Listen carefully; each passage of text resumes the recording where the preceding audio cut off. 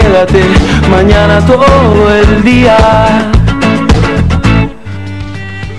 Le agradezco a Pedro Portugal por acompañarnos, historiador, director de Paucara, acompañándonos esta noche. Como siempre, muchas gracias, Pedro. Eres muy amable de aceptar nuestra invitación. Muchas gracias por la invitación, buenas noches y muchos saludos a los televidentes. Pedro, Evo Morales suma hoy, 14 de agosto, 4.587 días como presidente de Bolivia. Uno más que los que ocupó el puesto Paz Estenssoro en los 4 periodos entre 1952 y 1989. Con esto podríamos decir que se ha convertido en el mandatario boliviano con más tiempo en el cargo, tanto de forma continua como discontinua. Así es un hecho, podríamos llamarlo estadístico. Lo que sorprende es que el poder y el mismo interesado, Evo Morales, lo festeje y lo tome como si significara un hecho de relevancia política, si tuviera alguna importancia o si en sí significara algo, lo cual, digamos, no es correcto, porque la determinación del valor de un determinado periodo lo hace la historia, lo hace la opinión popular, lo hace la opinión general, y pasado algún tiempo después de la gestión de los gobernantes concernidos. El actual presidente ya batió el récord y también se habló mucho desde las esferas de Palacio y con las organizaciones afines al MAS, cuando batió el récord del mandatario del país con más tiempo en el puesto de forma continua, cuando superó los 10 años de Andrés de Santa Cruz, que ocupó la silla en 1829 al 39. Sí, en sí ese hecho no significa nada, como indicaba al principio, sino habría que compararlo con las transformaciones que hubo, los hechos, digamos, de gestión y la proyección histórica, digamos, de determinada gestión. Es como cualquier función, una función puede durar mucho tiempo, otra función puede durar menos, pero lo importante, digamos, son las medidas políticas que se hacen en ese tiempo que se está en función de gobierno. ¿Qué motiva esta decisión? Porque incluso va a haber grandes festejos al interior del movimiento al socialismo, todo previsto para este fin de semana. ¿Qué crees tú que hay detrás de la intención del movimiento al socialismo de hablar de tiempo, de datos, de batir récords?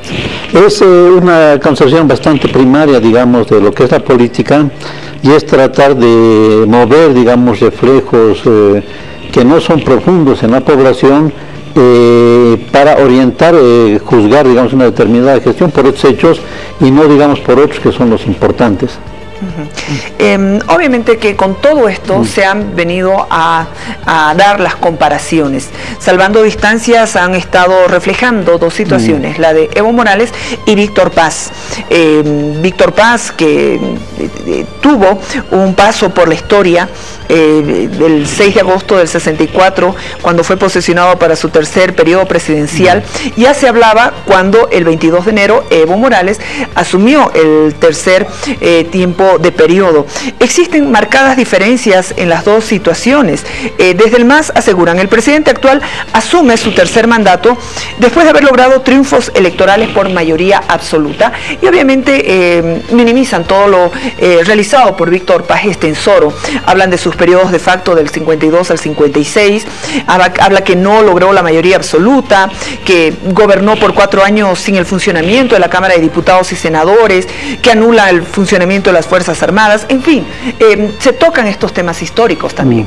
Claro, bueno, podríamos ver, de alguna manera, insistiendo en lo que indicabas al principio, este hecho de personalizar o de poner solamente como una persona con cierto tipo de duración refleja una concepción que se tiene de la política.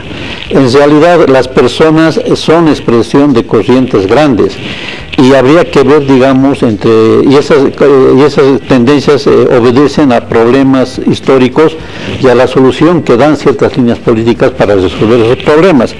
En este sentido, si bien es importante determinada persona o la duración que ha tenido, es también importante la duración de las corrientes, digamos, de los ciclos que podríamos llamarlo de tipo político. Y no tendríamos que olvidar que el ciclo del nacionalismo revolucionario ha comprendido como 21 años con presidentes de movimentistas, y eso sin contar algunos otros presidentes que de alguna manera estaban relacionados o que eran desprendimientos de este partido, el mismo Barrientos, por ejemplo. Entonces, y cuando entendemos la cuestión como ciclos, no como personas, vemos que hay problemas y que hay corrientes políticas que buscan dar una solución a estos problemas. Entonces, Víctor Paz Estenssoro es importante, no por como persona, porque eso significa una persona que tiene una ambición de poder y que una vez que logra ese poder hace todo lo posible para mantenerlo.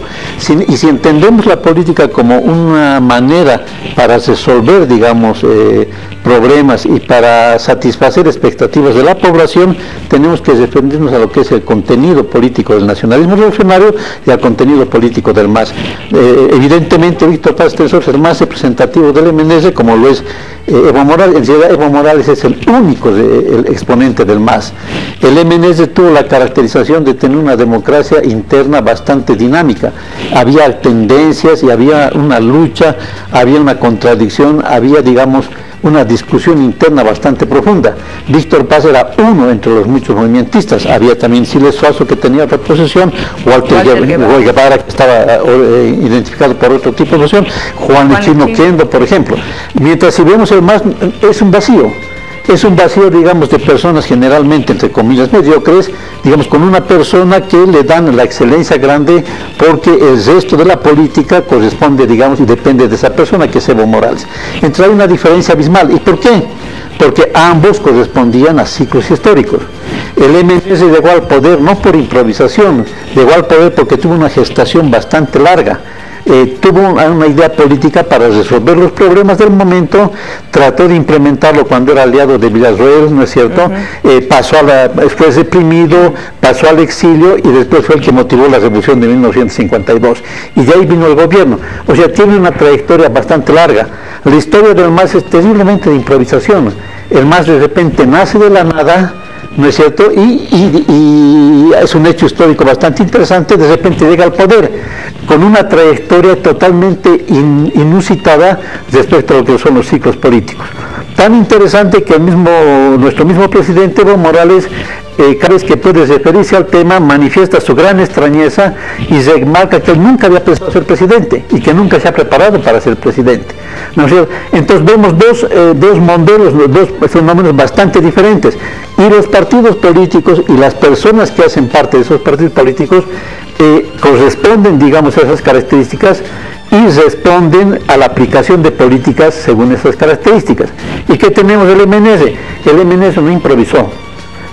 El MNS, sus ideas de la nacionalización de minas, de la reforma agraria, del voto universal, fue algo que se fue gestando a lo largo de muchos años, de decenas de años, de analizar lo que era Bolivia y de tratar de dar una respuesta. O sea, el problema de la contradicción entre el Estado y quienes tenían el monopolio de la economía, los varones del Estado, ya se remonta mucho tiempo atrás. Lo mismo, digamos, el problema de la reforma agraria. No olvidemos que tanto Villarroel, por ejemplo, hizo el primer congreso indigenista, el primer congreso indigenal, en el cual el problema de la tierra y la solución del problema debe ser un tema permanente. En el caso del MAS vemos que no ha habido nada de eso. El MAS no se ha gestado con una posición política, no ha habido una trayectoria de contradicción, digamos, otra cuestión, con una idea coherente de lo que debería ser Bolivia. Su nacimiento, su fortalecimiento es realmente una cuestión asombrosa. No olvidemos que el año 2002 el mismo Evo Morales estaba sorprendido del éxito electoral que había tenido. Un éxito tan grande que incluso no habían podido llenar candidatos y que resultaron ganadores, es el caso de Potosí. O sea, entonces esto tenemos que entender. Por un lado tenemos un movimiento, por otro lado tenemos una serie de frustraciones que llegan, digamos, de manera improvisada y sorprendente a poner al MAS y Evo Morales en función de gobierno. Entonces es comprensible que Evo Morales y la gente que está alrededor de Evo Morales tome como una referencia importante la larga duración que tiene, ¿no es cierto? Es como un mérito, es como una sorpresa, ¿no es cierto? Una sorpresa que se regocija porque en el fondo lo que les da, el mensaje que dan, o la idea, la esperanza que tienen, es que se han podido tener en una improvisación tantos años de gobierno hasta ahora. Posiblemente el destino, la suerte o la desesperanza les promete 10, 15, 20, 30 o 50 años más para poder seguir en gobierno. Pedro, para el movimiento al socialismo, ellos tienen las organizaciones sociales. Se basan en las organizaciones sociales que, según ellos, fundaron un brazo político y que han tomado el poder local y que ahora están gobernando y están viendo grandes avances. Para ellos, el MNR obviamente no lideraba un indígena, una aymara.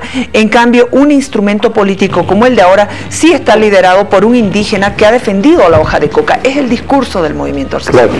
Claro, evidentemente lo que corresponde analizar son los discursos, digamos, que se dan para justificar una situación, pero también corresponde ver la coherencia que puede haber entre ese discurso y la realidad que quiere significar.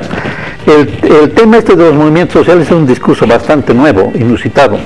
¿Por qué? Porque, digamos, antes de esta emergencia de los movimientos sociales, había la noción sociológica de los partidos políticos. Los partidos políticos eran organizaciones que se formaban en base de un reglamento interno, de una organización interna y en base de una concepción que los diferenciaba de los otros y que ellos, como representantes y como síntesis de las corrientes sociales y de las contradicciones sociales, pugnaban por el poder. Ha habido una crisis, digamos, de los partidos políticos y sobre todo una crisis del pensamiento sociológico con la emergencia del posmodernismo, donde dio, digamos, sacó de interpretación como si la política fuese el resultado de los movimientos sociales. Ahora, los movimientos sociales siempre han existido. También había movimientos sociales cuando el MNS y antes del MNS, y lo va a seguir siguiendo. Lo que es nuevo, digamos, es interpretación de los movimientos sociales, que en realidad es solapada, porque detrás de los movimientos sociales siguen habiendo los grupos y las personas que dirigen. ¿No? Podríamos creer, digamos, esto de los movimientos sociales si evidentemente viésemos que tanto el Parlamento como el Poder Ejecutivo es una emanación directa de los movimientos sociales y que no solamente las leyes que se discuten, las medidas, las políticas administrativas que se implementan, sino a las personas, digamos, que llevan adelante son designadas por estos movimientos sociales. Entonces, el movimiento social es simplemente un discurso justificador de una lógica de política que es la misma antes y que ahora. Ahora, Pedro, ¿has visto que hay un fenómeno que constata el trabajo que está haciendo el movimiento al socialismo? Y es la omisión de diferentes hechos históricos. Por ejemplo, la omisión de la Revolución Nacional. Ahora, omitir estos tiempos históricos es desfavorable, ¿no?, para la propia comprensión del proceso actual que se sostiene. Evidentemente, porque contrariamente a lo que piensa el MAS, hay muchos aspectos que ligan al MAS con el MNS. En realidad, digamos, el MAS actualmente es un MNS contemporáneo sin las virtudes que tenía el movimentismo y con todos los defectos que tenía el movimentismo. Sin las virtudes, es decir, una capacidad de movilización, unas ideas, unos dirigentes que encarnaban esas posiciones, y con los defectos que era la ansia de poder, de mantenerse el poder, y con mecanismos, digamos, de manipulación del grupo político hacia lo que se llamaríamos los movimientos sociales. Entonces, ¿y qué es lo que en realidad liga? Lo que liga, digamos, era la necesidad que había de poder resolver ciertos problemas de Bolivia. El MNS hizo reformas totalmente trascendentales, la reforma agraria, la nacionalización de minas, etc. Y significó un cambio entre un antes y un después. Y subyacente a esos cambios sociales había la necesidad de crear una nación, porque había la existencia de una nación que estaba dividida, una gran masa de población indígena que estaba alejada del poder y una pequeña población que era la dinámica, que tenía el monopolio del poder, que era la población criolla. Entonces el MNS quiso romper eso a través de la noción del campesinado. O sea, si la gente estaba en esa situación de exclusión era porque carecía, digamos, del poder sobre el medio de producción, estaba sometida al feudalismo y había que darle una libertad a través de la reforma agraria y una posesión del terreno. Entonces, respecto a ese problema, hemos visto, había que analizar, es otro tema, por qué falló, por qué fracasó, digamos, esa idea del MNS, pero el problema es que, la realidad es que el problema siguió pendiente. Entonces, para resolver este problema, el MNS no tuvo ningún discurso. No vemos ningún discurso político cuando el MAS se estructuró. El MAS lo que agarró fue una moda internacional de poner al indígena como reserva moral, una teoría terriblemente, digamos, culturalista y alejada de las situaciones externas, y fruto de eso es la plurinacionalidad, las autonomías políticas que además no se aplican y que no tienen vigencia. O sea, digamos, ante una necesidad de crear reformas estructurales, objetivas, concretas, el MAS simplemente agarró una idea, digamos, totalmente ideológica y muy dependiente de las modas, digamos, de pensamiento que había en el primer mundo. Entonces ahí vemos que si hacemos una comparación, que un aspecto que les favorece al MAS si lo comparamos con el MNS. El MAS puede hablar ahora, no es cierto, de la nacionalización del petróleo. En realidad no es una nacionalización, es una adecuación de contratos, no es una expropiación. O sea, no se puede comparar con los hechos realmente de nacionalización que hubo, digamos, respecto a las minas, donde pasaron a ser propiedad del Estado.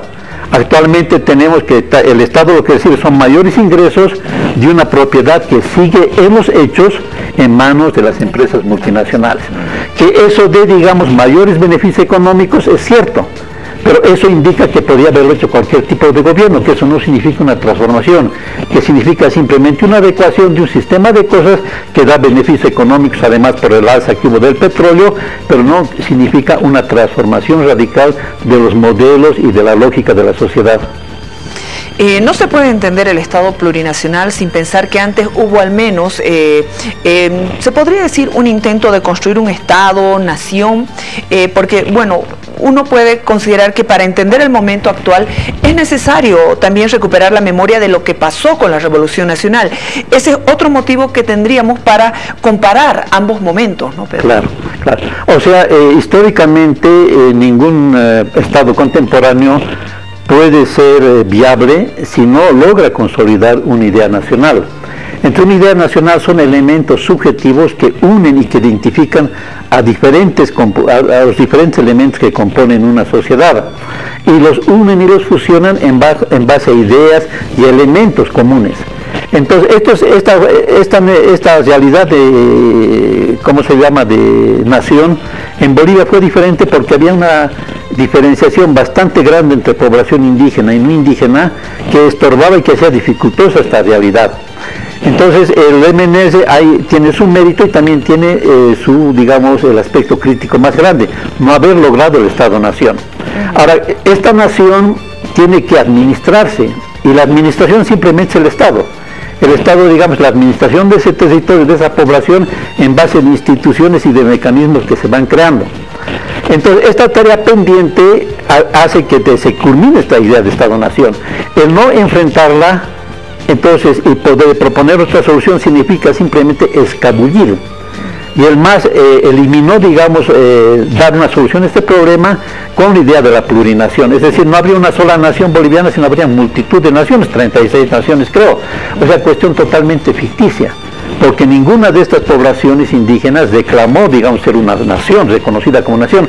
Lo que siempre se reivindicó fue el poder dentro de la nación que había. Y el hecho de que había una nación discriminadora, una nación, digamos, excluyente. Fausto Zenaga hablaba, por ejemplo, de las dos Bolivias, la Bolivia criolla, la Bolivia de los indios. Entonces, esto significa una ausencia de pensamiento sociológico y una apertura grande a lo que eran las modas ideológicas de ese momento. Modas, además, vehiculadas por ONGs que estaban muy vinculadas al exterior. La plurinación en Europa se ha dado en lugares donde no se ha podido constituir el Estado-Nación, el caso de España. Y es como un problema pendiente, veamos las noticias internacionales actualmente sobre Cataluña. Entonces no es nada de una cuestión que se implementa, es simplemente el resultado de una ausencia, digamos, administrativa, de una ausencia nacional. Entonces eso se lo quiso implementar en Bolivia en un ambiente donde no satisface ni corresponde exactamente a lo que es la necesidad de la población. No hay hasta ahora, es un fracaso este problema de las autonomías, y el gobierno ha tenido que violentar aquello que podría haber sido el mismo eje de esta autonomía. Tenemos el caso del TIRNIS, por ejemplo.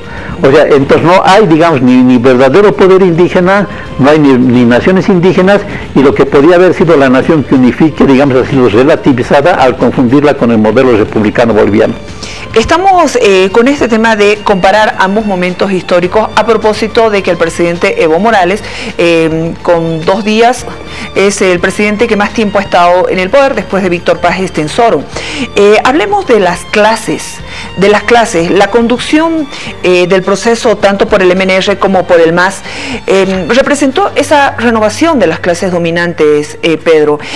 Habían estos sectores que estaban por la periferia y bueno, aquí estamos hablando del acceso al poder político como un mecanismo de ascenso social. Esto se dio en la época del MNR, con todo el repaso histórico, se da con el movimiento al socialismo. Sí, o sea, justamente por eso decía, el MAS se asemeja bastante al MNR, pero al MNR en su momento decadente, en su momento de fracaso, porque no olvidemos que el MNR implicó una ruptura grande. El MNR hizo un cambio en la sociedad en base a la movilización popular y en base, digamos, a los elementos populares que estaban organizados en milicias armadas. Claro. No olvidemos que el ejército fue anulado. Y que en lugar del ejército hubo las milicias de obreros y de campesinos, y en el campo, digamos, se organizaron los regimientos campesinos. El defecto del MNR es que no profundizó, no pudo, digamos, culminar ese aspecto, y hubo una restauración. Entonces acá en el MAS ha habido esta restauración sin necesidad de ruptura. El ejército no ha perdido en ningún momento su poder. Y el indígena, en vez de ser un elemento dinamizador, porque no puede haber poder social si no hay realmente una movilización social, un empoderamiento social, ya desde los primeros años de gobierno del MAS sirven para desfilar simplemente en las paradas militares con el ejército, o el ejército ponerse algún poncho. O sea, el MAS no puede asimilarse de ninguna manera a las verdaderas rupturas heroicas que ha habido en la historia boliviana, en este caso del 52, pero sí se asemeja a sus modelos decadentes, al momento que esos modelos fallidos, esas experiencias frustradas, simplemente buscaban perennizarse en el poder.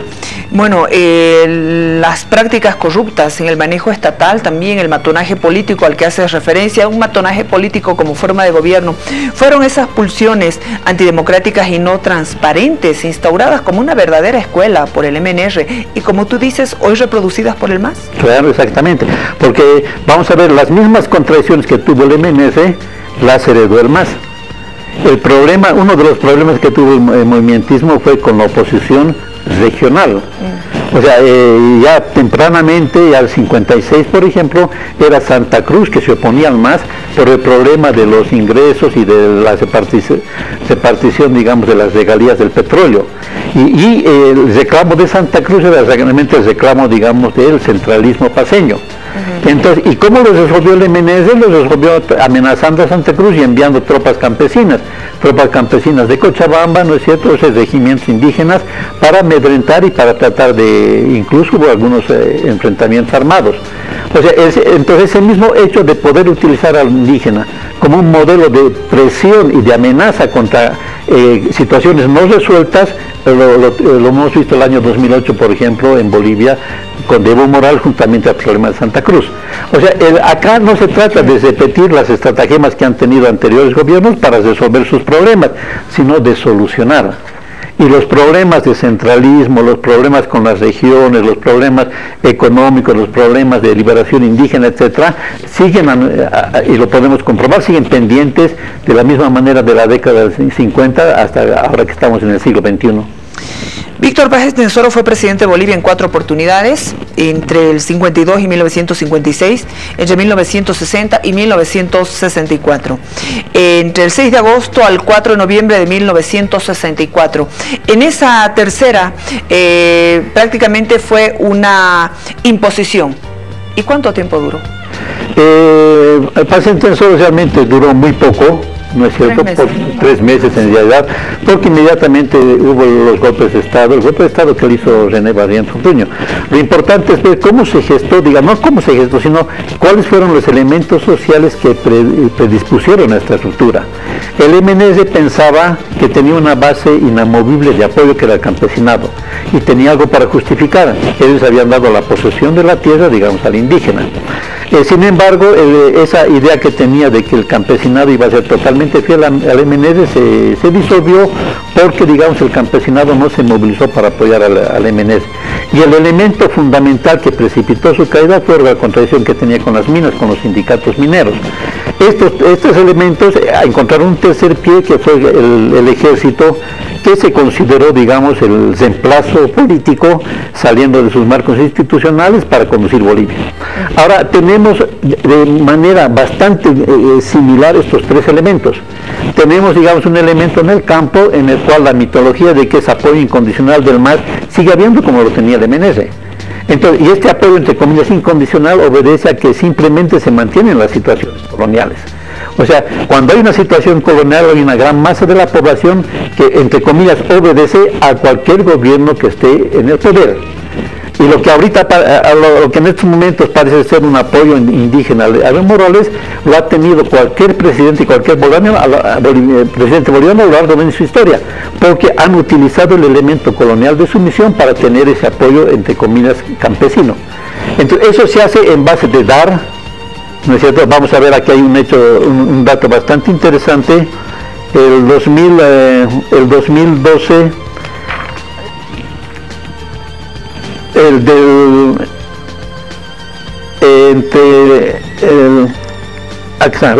entre el 2007 y 2016, con fondos del proyecto Evo Cumple, se han construido 1.656 campos deportivos y 399 proyectos relacionados con salud. O sea, digamos, el gobierno tiene su apoyo con bicocas. De la misma manera que los españoles obtenían el apoyo indígena regalando cuentas de vidrio, ¿no es cierto? El gobierno obtiene apoyo con tonteras, que no implica, digamos, mejoras sustanciales y menos implica un empoderamiento del indígena. Entonces, canchas de fútbol, sedes sociales y posiblemente, digamos, mucho dinero que van a los municipios rurales que les son adscritos, y toda una forma de corrupción, en realidad, de corrupción política, sociológica, que se remonta a épocas anteriores. El español, el criollo, podía dominar al indio simplemente con pequeñas prebendas. Entonces, ese hecho se mantiene actualmente, y ese hecho mantiene una situación de sometimiento, pero no asegura una lealtad política permanente, porque como se ve, digamos, como es un síntoma y como es una expresión de una situación de dominio, cuando se ve que esa situación de dominio se debilita, esa masa colonizada busca, entre comillas, el nuevo amo a quien someterse, y no busca defender, digamos, al que va a caer. Entonces eso lo tenemos en el MNS, lo tenemos en Barrientos, que se consideraba también el líder indígena, lo hemos tenido antes en Bautista Saavedra, en cualquier movimiento. O sea, entonces ese aspecto, digamos, es uno de los principales que mantiene. El segundo elemento, y que podría parecer un poco que no está vigente actualmente, es la relación de los grupos sociales en contra del MNS. El MNS en esa época tenía la oposición de los sindicatos mineros. Hoy es sabido que el obrero como tal ha sido disminuido, porque aquí no se ha fortalecido un sistema capitalista, hay poco obrero asalariado. Sin embargo, la expresión, digamos, de grupos sociales que contradicen y que toman una vanguardia de contradicción al gobierno, lo tenemos ahora en las agrupaciones citadinas. O sea, los grupos sociales, estos del 21F, el no a la reelección de Evo Morales, lo que está surgiendo en el alto de movilización, lo que ha pasado en Achacachi, es el reemplazo de aquello que ha servido para desestabilizar al gobierno del MNS. Y tercero, la gran incógnita, digamos, militar.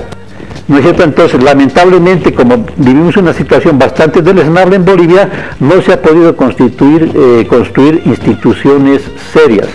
Nuestras instituciones suelen ser caricaturas de los modelos que nos inspiran. Entonces, ¿hasta qué medida, digamos, el ejército puede ser reformado y puede considerarse un bastión de defensa del orden establecido? Cuando vemos el último caso de un militar custodio de una medalla y que deja sus obligaciones por ir, digamos, a un lenocinio, digamos, en el Alto, nos dan a entender que esto no es nada sólido. Y que el momento que las cuestiones, digamos, acá se debiliten, vamos a tener exactamente como cuando el MNS, el hecho de militares que se van a sentir con un destino histórico de poder reemplazar a su gobierno al cual habían jurado lealtad, con una expectativa política propia. Muchas gracias, Pedro Portugal, historiador, director de Paucara, acompañándonos esta noche. ¿Por qué hemos hablado del MNR y del movimiento al socialismo? Porque hoy, 14 de agosto, el presidente Evo Morales superó el récord de Víctor Paz Estenssoro, que hasta ayer era el boliviano que más había durado en la presidencia de Bolivia. Esta comparación, este repaso histórico, gracias a Pedro Portugal, que nos acompañó hoy en la noche. Muchas gracias nuevamente. Le agradezco. Vámonos a la pausa, tenemos una importante información para compartir con ustedes, buenas noticias para la universidad. La biblioteca que Néstor Taboada Terán poseía en su residencia, que estaba ubicada en la ciudad de La Paz, ha sido donada a la Universidad Mayor de San Andrés. Una pausa, por favor, ya estamos en contacto con ellos. En instantes vuelve la programación de TVU. Del libera todo el tiempo que necesites, pero cuando tengas que actuar, deja de pensar y toma una decisión. Y por supuesto hay todo el entusiasmo para estar bien informados, bien entretenidos aquí en la nueva televisión universitaria. ¿Qué mejor manera de empezar el día acompañado de su revista La Mañana de Televisión Universitaria? Lorena, María René, Sergio, Pablo y Luis llevan a ustedes información, entrevistas, deporte, música y amenidad en La Mañana de Televisión Universitaria, de lunes a viernes a partir de las 6:15 de la mañana. Contacto Ciudadano. Envíanos tu video o tu fotografía. Denuncia, informa, comparte con nosotros desde cualquier parte del país. Contacto Ciudadano. WhatsApp 772-71479.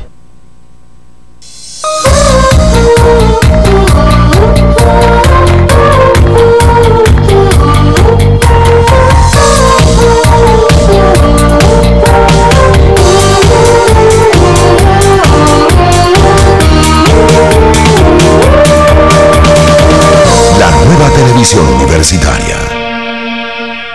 Esta gestión, el Instituto de Investigación y Posgrado, ha definido emprender el Diplomado de Políticas Públicas y Sociales, Alternativas y Dilemas, en acuerdo con la Universidad de Buenos Aires, con la Facultad de Ciencias Sociales, con quienes hemos firmado un convenio de coauspicio de este diplomado. Entre los docentes más destacados está el doctor Carlos Vilas de la UBA y docentes nacionales como ser Pilar Uriona, Rodney Pereira, entre otros. Otra obra